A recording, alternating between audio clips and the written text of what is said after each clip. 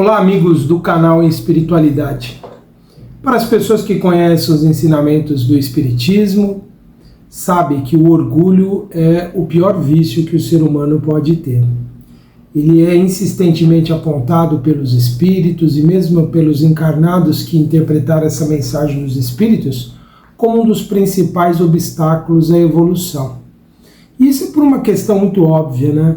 O orgulho, que seria nós termos uma ideia de nossa superioridade, de nossos valores. E isso não significa, né, que a gente deva confundir a capacidade de a gente se autoavaliar corretamente como sendo orgulho. A capacidade de a gente reconhecer as nossas verdadeiras virtudes está dentro do âmbito da humildade. Porque o humilde ele é capaz de ponderar o que ele efetivamente é. Muitas pessoas pensam que humildade é autonegação e não é. Na verdade, humildade é você se colocar exatamente onde você está na evolução. É você se situar realmente quem você realmente é. O orgulho seria a exacerbação das nossas ideias sobre nós mesmos. Nós nos acreditarmos melhores, superiores. Tanto é que quando a gente usa a expressão pessoa orgulhosa, logo nos vem à memória a figura de uma pessoa arrogante que se sente superior às demais.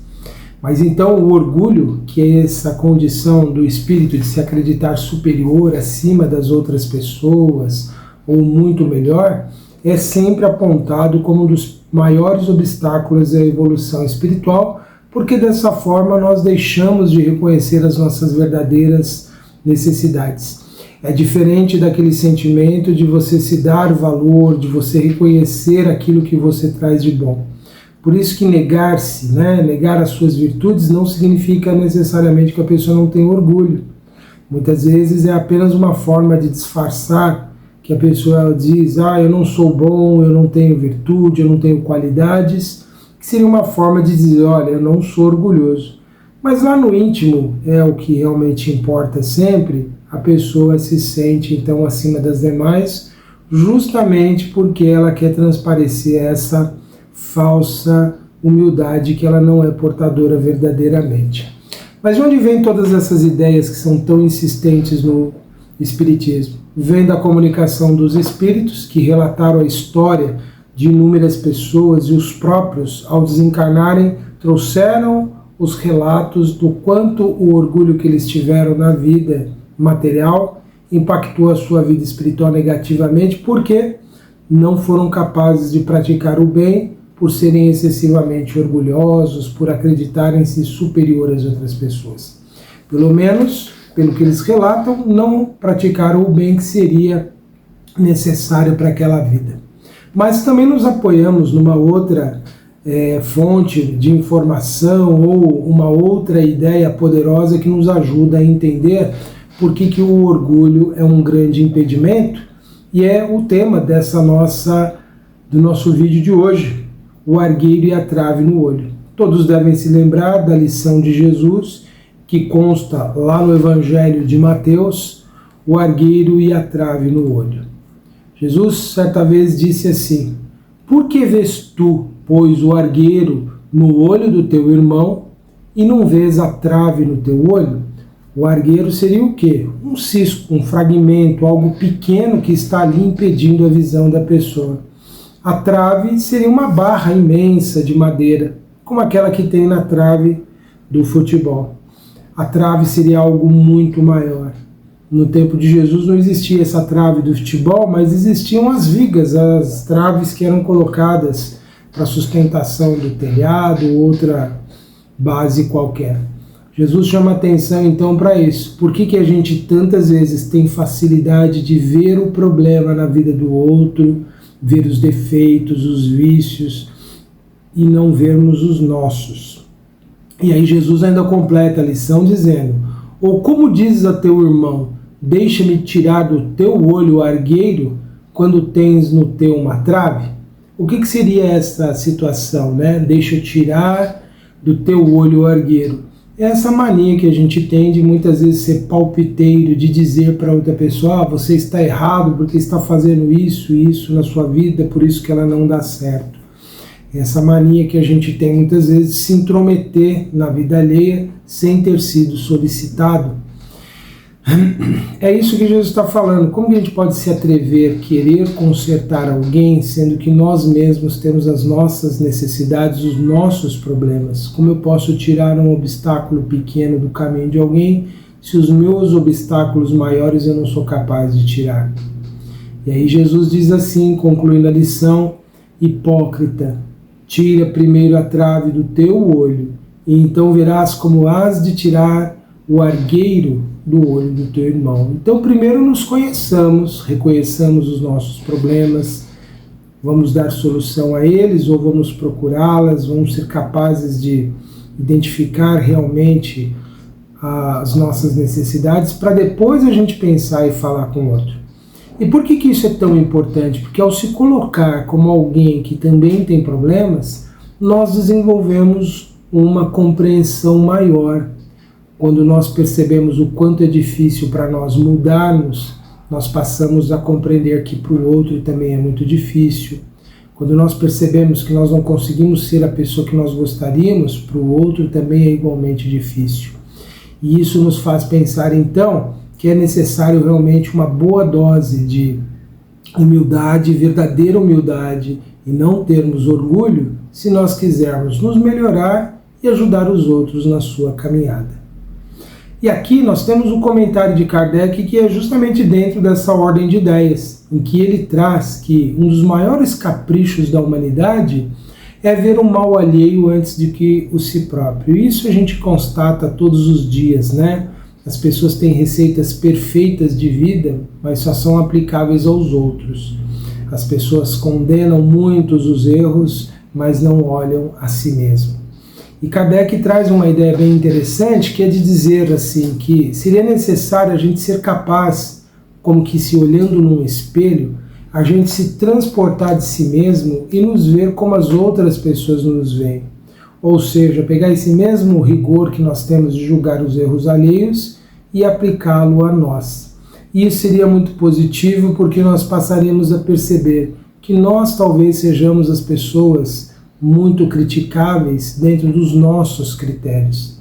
E isso nos faria repensar, mas eu erro não é porque eu quero, não é porque eu sou mal intencionado, eu erro porque nem percebo.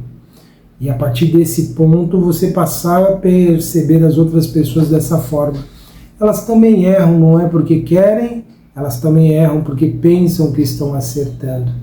É aí que nós passaríamos a exercer a verdadeira indulgência, a verdadeira capacidade de compreender, a verdadeira compaixão. Nós temos sempre uma tendência a disfarçar os nossos defeitos, seja de qualquer natureza, moral, físico, e sempre tentamos justificar o que é defeito como se fosse algo inevitável. Só sou agressivo porque o meio me torna agressivo. Eu me corrompi, fui desonesto porque o meio era propício, porque eu fui induzido, porque outras pessoas me pressionaram.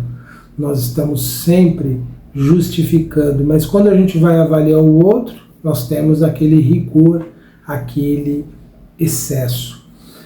E ele coloca tudo isso para dizer que a caridade orgulhosa, que é essa que às vezes a gente quer ajudar as outras pessoas nos sentindo superiores ou sendo orgulhosos, e nós queremos ajudar a outra pessoa dizendo para ela o que ela deve fazer, ela não é verdadeiramente caridade. Na verdade, é pretensão da nossa parte, porque quando a gente realmente é generoso, realmente é caridoso, nós temos que ser simples e indulgentes, temos que ser compassivos, temos que entender os problemas das outras pessoas.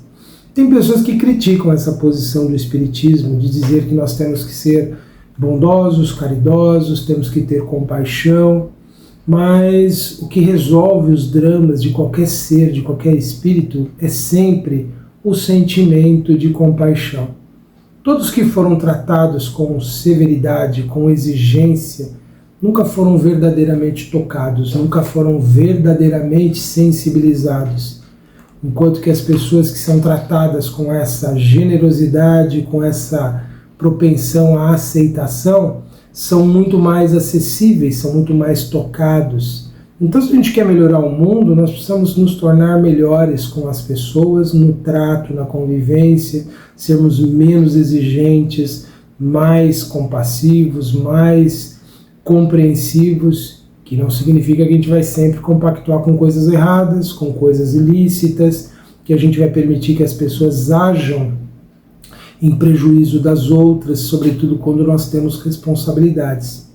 Mas exercer essa responsabilidade não significa que você tenha que ser duro de coração, tenha que ser insensível, tenha que ser grosseiro, agressivo ao orientar ou ao esclarecer alguém ou ao impedir que essa pessoa continue errando. Nós podemos sempre, mesmo no cumprimento das ações menos assim agradáveis da vida, mas que são deveres, nós sempre podemos fazer isso uma boa dose de boa vontade, uma boa dose de justiça, uma boa dose de generosidade, sem aquela presunção de condenar o outro, se colocando como modelo de virtude. Então é por isso que ele coloca isso, né? Que essa caridade orgulhosa que as pessoas têm de serem pretensiosamente capazes de ajudar o outro, se mostrando como um exemplo, ela é um contrassenso porque são características que se excluem. Uma pessoa orgulhosa não consegue ajudar verdadeiramente o outro porque as suas atitudes orgulhosas o coloca muitas vezes na incapacidade de reconhecer os problemas e a necessidade do outro. Kardec coloca uma frase aqui muito interessante para refletirmos, que é assim, olha, um homem, como de fato um homem bastante fútil para crer na importância da sua personalidade e na supremacia das suas qualidades, poderia ter ao mesmo tempo bastante abnegação para ressaltar nos outros o bem que poderia eclipsá-lo, ou seja, ofuscar essa suposta qualidade que ele tem, em lugar do mal que poderia pô-lo em destaque. Ele quer dizer isso, né, que muitas vezes a gente prefere destacar os erros e os defeitos das pessoas para que a gente não seja obrigado a reconhecer que existem pessoas que são melhores do que nós em algum setor da vida, em alguma atividade, em alguma característica. Que quando nós destacamos os vícios, os erros das pessoas, é uma forma também de nos promovermos, porque estamos preocupados sempre em dar destaque às nossas qualidades. Então é por isso que ele coloca que nós nunca vamos conseguir ajudar alguém se nós nos vermos de forma superior a outra pessoa, a não ser que sejamos de fato. Mas se nós formos superiores a outra pessoa do ponto de vista verdadeiramente espiritual, nós sempre o faremos de uma forma amorosa, gentil, generosa, que pode até ser firme, mas que será sempre no sentido de ajudar essa pessoa a desvencilhar-se dos seus impedimentos, libertar-se das suas imperfeições e se tornar alguém melhor. Foi o que Jesus fez. Em nenhum momento Jesus agiu de forma soberba, mas mostrou o caminho para milhões de seres em evolução do planeta. Sempre o fez de uma forma o quê? A destacar como superior o Pai, a destacar como algo importante realmente a ser visto como sendo modelo Deus. Jesus certa vez disse: sede logo, pois, perfeitos, como vosso Pai Celestial é perfeito. Esse é o maior exemplo de humildade como ele deu. Ele deu um objetivo para a humanidade, colocou o alvo supremo, inalcançável para nós, mas não se colocou como o modelo. Ele esperou para que mais tarde ele fosse reconhecido, não porque ele se autoafirmou o modelo, mas porque ele trazia em si as qualidades desse modelo a ser seguido. Então nós vemos que o orgulho ele não cabe para nenhum ser, né? Mesmo os que chegaram ao estágio de espíritos puros, eles não se colocam de uma forma arrogante, se sobrepondo às outras pessoas.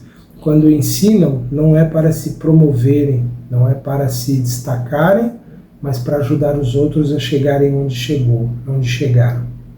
Então o orgulho ele é incompatível com a superioridade do espírito. Apenas a generosidade, a caridade, a humildade, a bondade, que não significa subserviência nunca, Somente elas são verdadeiramente virtudes do espírito superior, entre outras mais que existem, né? E ele concluiu o seu pensamento dizendo assim, olha, se o orgulho é a fonte de muitos vícios, é também a negação de muitas virtudes. Encontramo-lo no fundo e como móvel de quase todas as ações. E é o orgulho que nos leva muitas vezes a conflitar com as outras pessoas, a brigar. É o orgulho que muitas vezes nos leva a sermos intolerantes. É o orgulho que nos leva às vezes a fazermos retaliações, perseguições às pessoas que não concordam conosco.